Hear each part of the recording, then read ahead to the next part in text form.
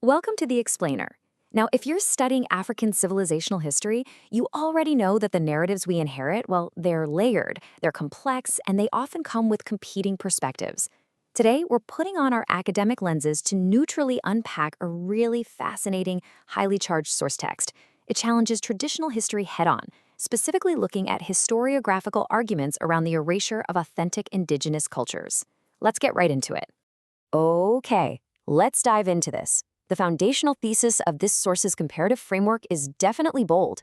It argues that equating Habesha, or Abyssinian settlers, with indigenous Ethiopians is a historical fallacy, and it puts this on the exact same level as equating Arab invaders with the original KMTs, who we know today as ancient Egyptians. The author posits that in both of these regions, the authentic, original civilizational builders have been practically erased, overwritten by the offspring of foreign colonizers. It's a massive claim, and it really sets the stage for everything we're going to examine today. To see how the author actually builds this argument, we'll logically trace the source material through 5 key areas. We've got the core historical thesis, KMT and Arab invasions, Cushitic and Abyssinian parallels, decolonizing historical terminology, and finally, ideologies of cultural destruction. Let's kick things off with Section 1, the core historical thesis. And this brilliantly illustrates the author's primary assertion. It's like a mirror. On one side, you have the relationship between Arab invaders and the authentic KMT civilization. On the flip side, Abyssinian, or Habesha, settlers and the authentic Cushitic civilization. The text contends that both of these original, indigenous Black African civilizations were targeted and systematically dismantled by the offspring of foreign invaders. So the source is really framing these as parallel mechanisms of civilizational replacement on the continent. Moving right along to Section 2, KMT and Arab invasions.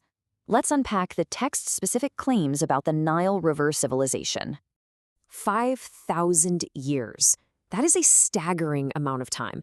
The author emphasizes that for over 5,000 years, the authentic KMT civilization completely flourished. It stretched all the way from the origins and springs of northern and eastern African plateaus, thriving right along the banks of a river with many names.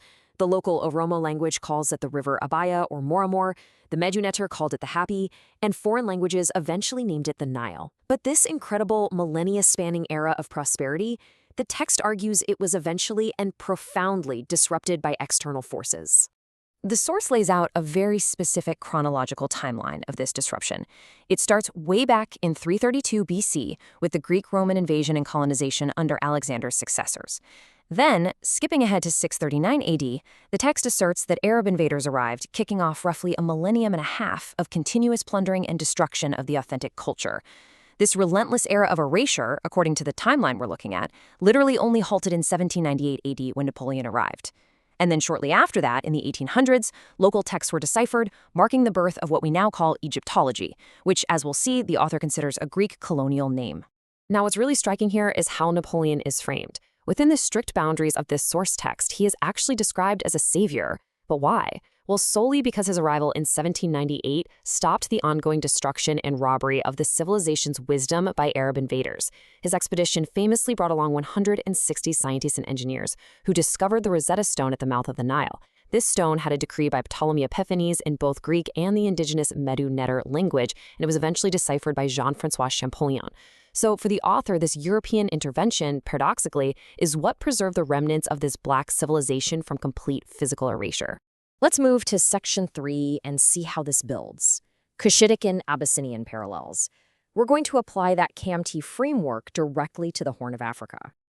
Applying this framework to the Horn of Africa, the source claims that Abyssinian settlers operate with a sort of doubled mindset. What does that mean? Well, they are physically and geographically present in Africa, sure, but their entire cultural orientation is fundamentally out of Africa. This worldview is framed by the author as being identical to that of the Arab invaders in KMT, basically fundamentally disconnected from the indigenous African soil that they actually occupy. Take a look at this quote.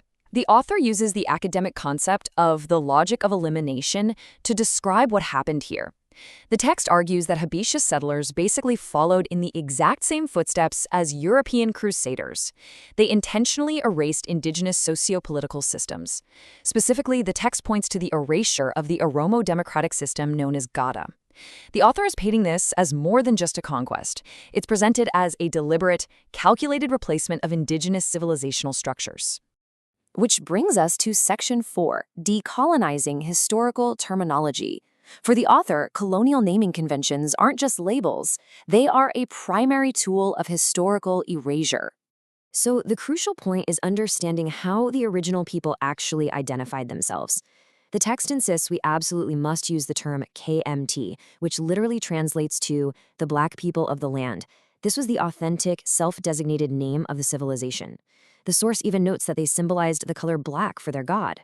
By insisting on KMTology instead of Egyptology, the text's goal is to strip away all those misleading historical misnomers and center the authentic Black identity of the civilization. And that naturally brings us to the etymology of the word Egypt itself.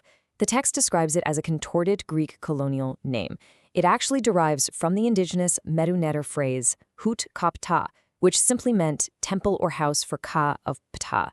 The author makes a really emphatic point here. The ancient people of this land didn't even know Greece existed at the time. So according to the source, imposing a distorted Greek name onto them is a profound historical injustice and a massive misdirection. Now watch how the exact same linguistic critique is applied to the word Ethiopia. The source entirely rejects this term. It identifies Ethiopia as just another Greek colonial imposition, this time derived from the word Aethiops. Originally, the text claims this was merely a broad geographical description translated from Kush to describe the land south of KMT. In essence, to the Greeks, it literally just meant Africa.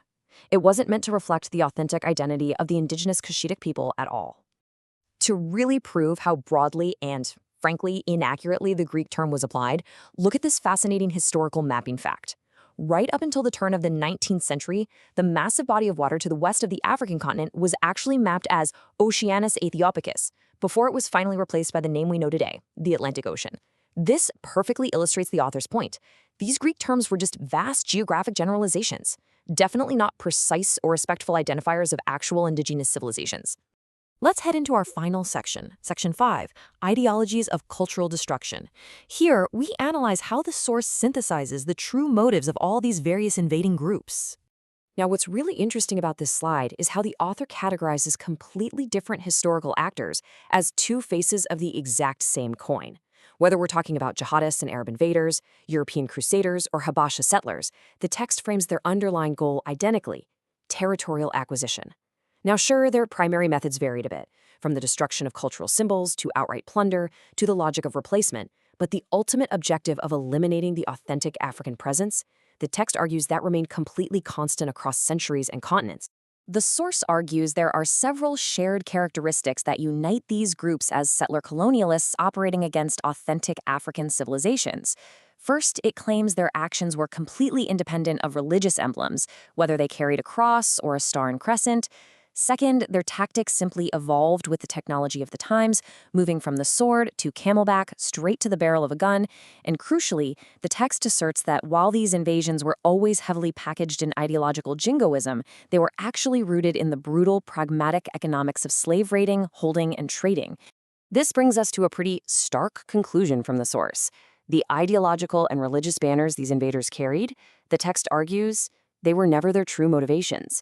Instead, these banners were simply deployed as the best available tools at the time to justify the absolute worst crimes of territorial acquisition and cultural elimination.